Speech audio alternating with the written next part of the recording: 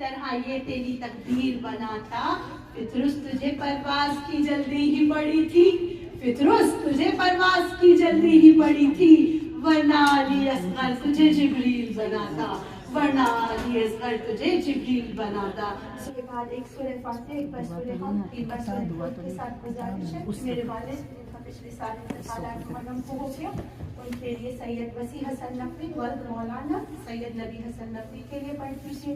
اور بعد اعوذ باللہ من الشیطان اللعین الرجیم، بسم اللہ الرحمن الرحیم، الصلاۃ والسلام علی تحیۃ بالاکرام واشرف النبیین وقاتل المشرکین وسیدنا ومولانا ابو القاسم محمد، اللہم صل علی محمد وآل محمد وآل بیتہ الطیبین الطاہرین المعصومین المظلومین، اما بعد فقد قال اللہ فی تبارک الذی محکم کتابہ المبین، بسم اللہ الرحمن الرحیم، انما یرید اللہ لیذھب عنکم الرجس اہل البیت ویطہرکم تطہیرا، اللہم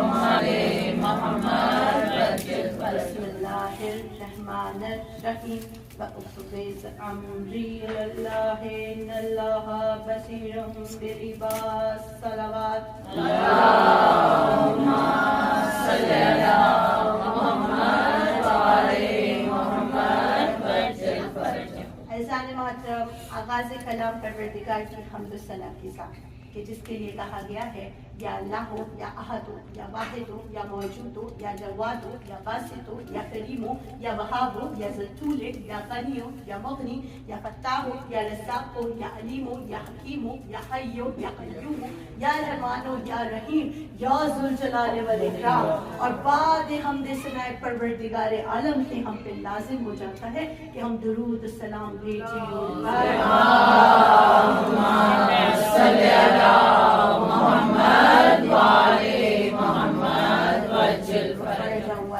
جو محمد بھی ہیں، طٰہٰ بھی ہیں، مدثر بھی ہیں، مزمل بھی ہیں، یاسین بھی ہیں، سراجن منیرہ بھی ہیں، اور اللہ نے کل کائنات میں انہیں رحمت للعالمین بنا کر اتارا۔ صلوات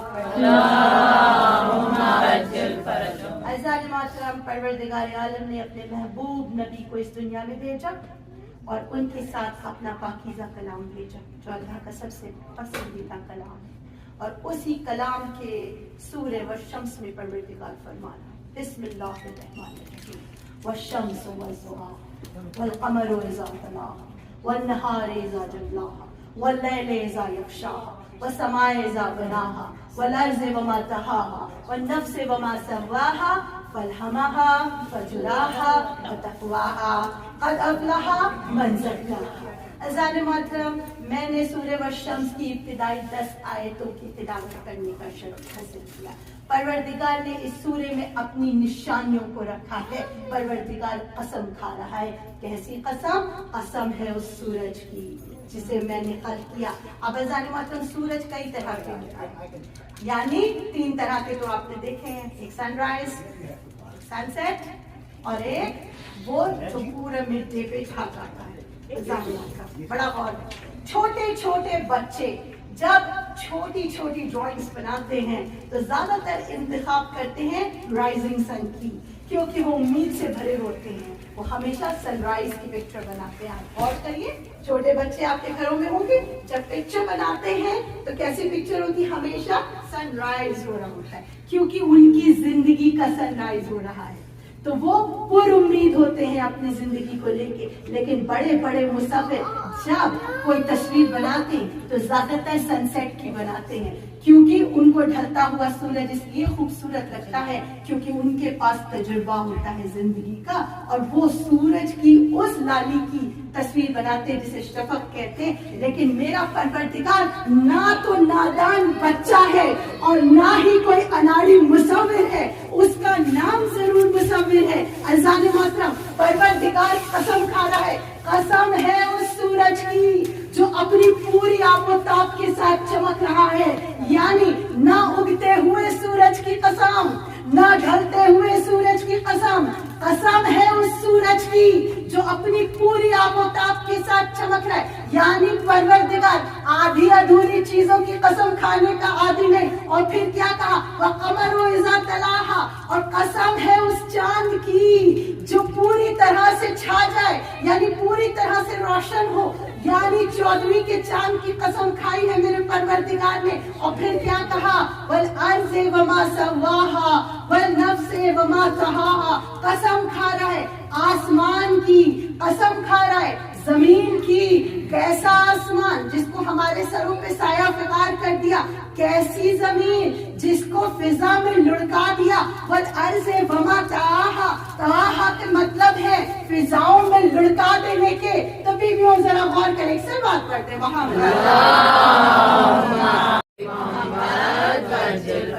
وَالْأَرْضِ وَمَا طَحَاهَا، یعنی قسم اس زمین کی جس کو میں نے فضاؤں میں لڑکا دیا. تو اب ذرا سوچئے، جو چیز خود لڑک رہی ہو اس پر بیلنس ہوگا، لیکن کمال ہے اس خالق کا، لڑکتی ہوئی زمین پر اتنا بیلنس ہے کہ نہ صرف ہم چلتے ہیں بلکہ دوڑتے ہیں، بلکہ اس کے پانیوں میں تیرتے ہیں، اس کی فضاؤں میں اڑتے ہیں کہ نہیں. عزیزان محترم، یہ ہے میرا پروردگار، لڑھکتی ہوئی چیز پر ہمیں چلا رہا ہے، ہماری کھیتیوں کو اگا رہا ہے، ہمیں رزق عطا کر رہا ہے، اور ہمیں احساس بھی نہیں ہوتا کہ یہ زمین رقصہ ہے، ایک جگہ پر رکی ہوئی نہیں ہے. عزیزان محترم، پھر اس کے بعد کہا کہ قسم ہے اس نفس کی جسے میں نے کیا خوب بنایا. تو میں کہوں گی پروردگار، کیا تو نے صرف نفس کو خلق کیا؟ تو نے آنکھوں کو خلق کیا، تو نے زبان کو خلق کیا، تو نے جسم کے ہر اعضاء کو خلق کیا. تو پھر قسم صرف نفس کی کیوں کھائی؟ اس لیے کھائی کہ پروردگار کہہ رہا ہے وَنَفْسِ وَمَا سَوَّاهَا فَالْهَمَهَا فَجُرَاهَا وَتَقْوَاهَا، یعنی تیرا نفس ہی ہے جو چاہے تو تجھے تقوی کی جانب لے جائے اور چاہے تو تجھے فسق و فجور میں ڈال دے. اب اگر فسق و فجور میں جاؤ گے تو تباہ اور برباد ہو جاؤ گے، اور اگر جاؤ گے تقوی کی جانب تو کامیاب ہو جاؤ گے. اسی لیے تو میرے نبی نے کیا کہا تھا؟ میرے نبی نے کہا تھا من عرفہا نفسہ من عرفہا ربہ. دیکھیے عربی ہماری زبان نہیں ہے، ہم تو قرآن کو یاد کر کر کے آپ کے سامنے پڑھتے ہیں کیونکہ آپ ہم سے قرآن سے مجلس سے سننے کے آتی ہیں. من عرفہا نفسہ من عرفہا ربہ، جس نے اپنے نفس کو پہچانا اس نے اپنے رب کو پہچان دیا. عزیزان محترم، یہ میرے نبی نے کب فرمایا؟ سن 632 ہجری میں میرے نبی کی ولادت ہوئی ہے، اور اس سے 1000 سال کے بعد 16ویں صدی میں ایک فلسفر ہے ڈیکارٹ. بہت سارے پڑھے لکھے صاحبان یہاں تشریف فرما ہے، صاحبان علم اچھی طرح جانتے ہیں. میری بیٹی بھی فلسفی پڑھ رہی ہے ماشاءاللہ، ابھی بگننگ ہے. کہیں گے ماما آپ نے ڈیکارٹ کے بارے میں پڑھا، آپ کو اس کا فل نیم معلوم ہے؟ میں نے کہا نہیں بھائی، میں نے تو ڈیکارٹ کے بارے میں پڑھا کہ 1000 سے زیادہ اس نے بکس لکھی ہے، 1000 سے زیادہ، اور سب لکھی ہے نفس کے اوپر، سب لکھی ہے نفس کے اوپر. تو پھر میں مجھ سے کہنے لگی کہ آپ کو پتا ہے اس کا پورا نام ہے رین ڈیکارٹ. اس کا نام ہے رین ڈیکارٹ. کہیں گے ہاں. تو میں نے ان کے ساتھ ڈسکس کیا، کہنے لگی ہاں بالکل ٹھیک، جیسا تذکرہ ہے ایسے ہی میری فلسفی کی بکس میں بھی ہے. میں نے کہا اچھا، جانتے بیویوں وہ نفس کے بارے میں کیا کہتا ہے؟ وہ یہ کہتا ہے کہ یہ اس زمانے میں تھا جب کسی چیز کے ہونے یا نہ ہونے کا یقین نہیں تھا لوگوں کو، کسی چیز کے ہونے یا نہ ہونے کا یقین نہیں تھا. اور مثال دے کے سمجھاتی ہوں کہ مان لیجیے آپ مجھے کوئی میٹھی چیز کھانے کے لیے دیں اور وہ چیز مجھے کڑوی لگے، میٹھی نہ لگے، اور کوئی کڑوی چیز دے وہ مجھے کڑوی نہ لگے، میٹھی لگے. اب آپ یہ کہیے میں نے کہاں سے کہہ دیا؟ تو بیوی مثال دے کے آپ کو سمجھاتی ہوں. یہاں پر بزرگ بھی تشریف فرمائے، میری عمر کے لوگ بھی تشریف فرمائے، بچے بھی تشریف فرمائے. اب آپ مجھے ایک بات بتائیے کہ اکثر بزرگوں کو چاکلیٹس اور کافی بٹر لگتی ہیں کہ نہیں، جبکہ وہ سویٹ ہوتی ہیں، لیکن وہ سارے ڈرنکس اکثر بٹر لگتے ہیں. they don't like it, like my nani don't like it. میری گرینڈ مدر کو کافی اور چاکلیٹ کا ٹیسٹ بالکل اچھا نہیں لگتا تھا. my mother like it, لیکن ہم لوگوں کو بہت اچھا لگتا ہے. لیکن جب کریلے پکتے ہیں تو بزرگ بڑے خوش ہو جاتے ہیں کہ نہیں بڑے بڑے بہت مزے کی چیز ہے کریلے, بچے اس سے بھاگ جاتے ہیں. اس کا تو نام ہی بٹر سویٹ ہے, تو بٹر ہے, بٹر گولڈ ہے, یہ تو کڑوا ہوتا ہے, ہم تو اس کو نہیں کھا سکتے. تو عزیزان محترم, ڈیکارٹ کیا کہتا ہے کہ میٹھی چیز کسی کو کڑوی لگ سکتی ہے, کڑوی چیز کسی کو میٹھی لگ سکتی ہے. مان لیجئے کہ میں آپ سے بات کر رہی ہوں لیکن میں آپ سے بات نہ کر رہی ہوں, یہ محض میرا تصور ہو.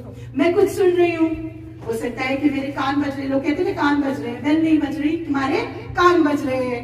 یہ اکثر گھروں میں ہوتا ہے. تو عزیزان محترم, کوئی کسی بات کا اس نے کہا یقین نہیں ہے, ہو بھی سکتی ہے نہیں بھی ہو سکتی ہے. پھر اس نے ایک سوال رکھا, بڑے توجہ رہے, ایک سوال رکھا. اس نے کہا کہ کیا تم بنا آنکھوں کے دیکھ سکتے ہو؟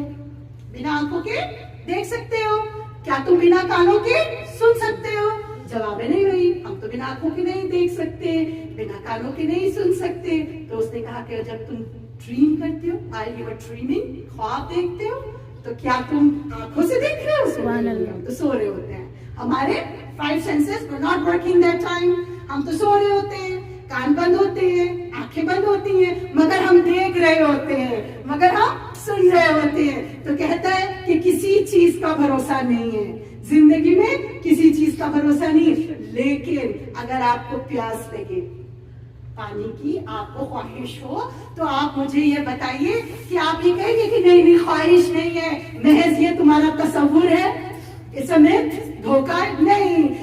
پیاس لگی, آپ اٹھیں گے, حکم دیں گے کہ جسم اٹھے اور جائے پانی کو لائے اور پانی پیے.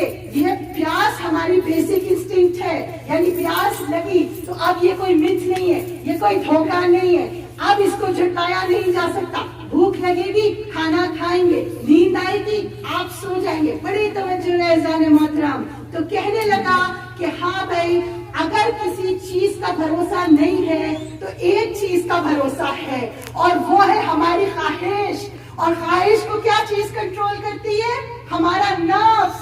نفس بتاتا ہے کہ یہ چیز تجھے پیاس لگی ہے, جا جا کے پانی پی لے. اب اگر نفس یہ کہے, مان لیجیے خواہش ہو کہ آگ جل رہی, اس کو میں چھو لوں. اکثر فائر بڑے فیسینیٹنگ لگتے ہیں, فائر پلیسز میں ہر جگہ فائر فیسینیٹنگ لگتا ہے, ونٹرز میں تو بہت ہی لگتا ہے. تو آپ کا دل چاہتا ہے کہ اس کو چھو لے, تو کیا آپ اس کو چھوتے؟ نہیں. آپ کا اگر دل چاہے بھی کہ آگ کو چھو لے تو آپ اسے چھوئیں گے نہیں, کیونکہ نفس بتا دے گا. خواہش کو کیا چیز کنٹرول کرے گی؟ آپ کا نفس. نفس بتا دے گا کہ بھائی اس کو چھونا نہیں ہے ورنہ جل جاؤ گے. تو بھائی نفس کو کہاں سے پتا چلا؟ پتا چلا نفس کو جو چیز کنٹرول کرتی ہے وہ ہے عقل. عقل سے پتا چلا, عقل سے پتا چلا. بڑی توجہ رہے, خواہش کو نفس نے کنٹرول کر لیا, خواہش کو نفس نے کنٹرول کر لیا, نفس کو عقل نے کنٹرول کر لیا. اور عقل کو کہاں سے پتا چلا کہ یہ فائر ہمیں جلا دے گا, آگ جلا دے گی؟ علم. علم نے بتایا کہ اگر اس کو چھو گے تو جل جاؤ گے. تو پتا یہ چلا کہ خواہش کو کنٹرول کرتا ہے نفس, نفس کو کنٹرول کرتی ہے عقل, عقل کو کنٹرول کرتا ہے علم. اور پوری تاریخ انسانیت اٹھا کے دیکھ لیجئے, کس نے علم کا دعویٰ کیا؟ بس 2 ہی ملے ہیں. ایک نے کہا سلونی سلونی, قال انت